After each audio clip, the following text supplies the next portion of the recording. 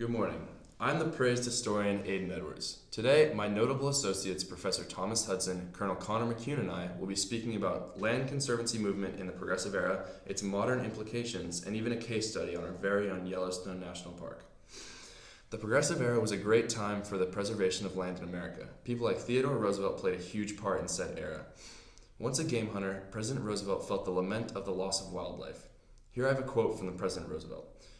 "We have become great because of the lavish use of our resources, but the time has come to inquire seriously what will happen when our forests are gone, when the coal, the iron, the oil, and the gas are exhausted, when the soils have still further impoverished and washed into the streams, polluting the rivers, denuding the fields, and obstructing navigation." As soon as Roosevelt was elected president, he put acts like the 1906 American Antiquities Act into place. Using his power as president, Roosevelt was able to preserve 230 million acres of land, create 150 national forests, 51 federal bird reserves, 4 national game preserves, 5 national parks, and 18 national monuments. These achievements marked Teddy Roosevelt as the conservationist president. Roosevelt was commonly seen meeting with people like John Muir and organizations like the Sierra Club. John Muir, also known as John of the Wild, was a naturalist, an author, environmental philanthropist, glaciologist, and a frontrunner in the preservation of land in America. Good morning. My name is Professor Hudson, and today I will be covering modern land conservation. In the modern era, many valuable natural resources are being discovered in areas that were previously inaccessible. This rise in new natural resource discovery is due to increased technology. In a time where so much potential for both extraction and conservation exist, we must look to the past, especially the Progressive Era, and men like John Muir, Gifford Pinchot, and especially Teddy Roosevelt for advice on how to go forward.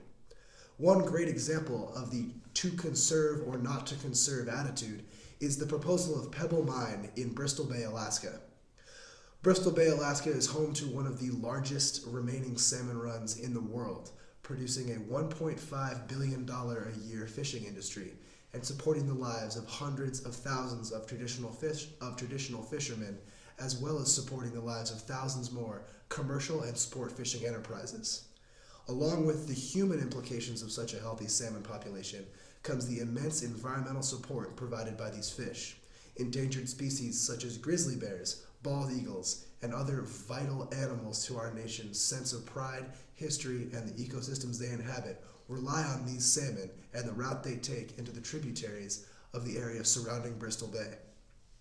Along with the terrestrial animals that benefit, there are countless marine ecosystems that find these salmon vital, including those that exist within Bristol Bay and those within the salmon's range extending out into the Pacific Ocean.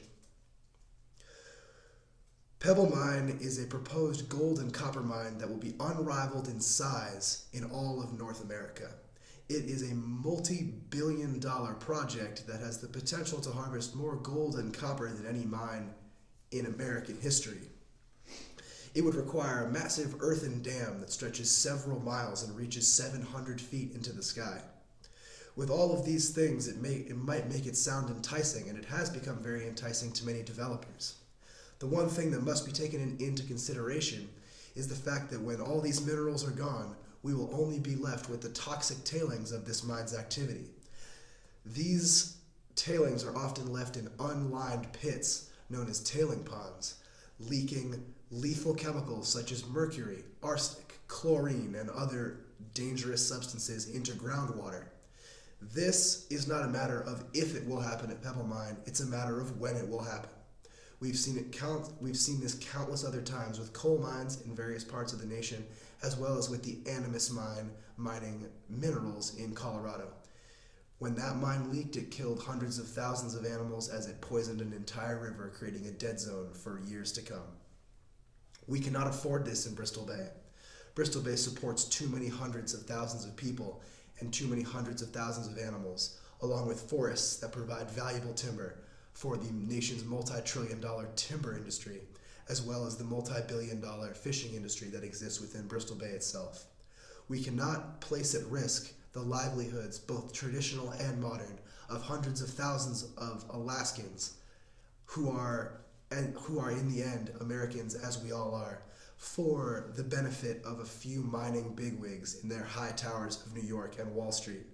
I urge any who watch this to take action against Pebble Mine, as Teddy Roosevelt, John Muir, and Gifford Pinchot took action against the outrageous projects of their time.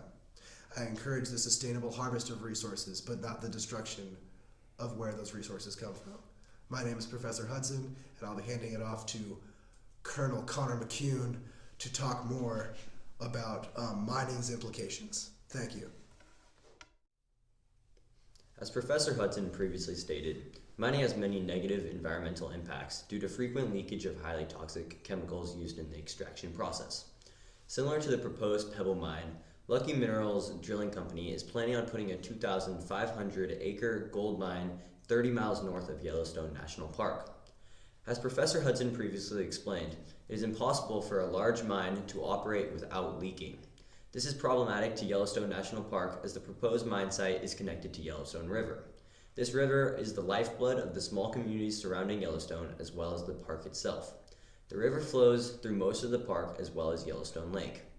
If this mine is built, it will eventually leak, devastating the greater Yellowstone ecosystem and posing significant risks to visitor health, as well as the health of communities surrounding Yellowstone.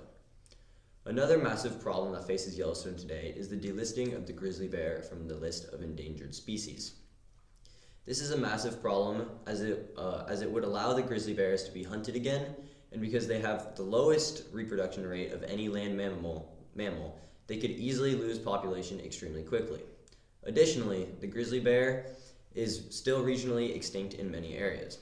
Although the numbers of grizzly bears has increased from around 150 to around 700, these numbers are not as impressive as they might seem because the grizzly bear's habitat has been fragmented. That means that while the overall population might be high, it does not accurately represent the success of the animal. Because their habitats are isolated, the bears cannot easily travel from one habitat to another, essentially meaning that there are many small populations of grizzlies that are extremely susceptible to extinction. Even more so, the grizzly bear's habitat is threatened by climate change. Additionally, as an endangered species, they are federally protected animals, but if they are removed from that list, then it is up to states to protect them, which would not happen and which could potentially lead to extinction.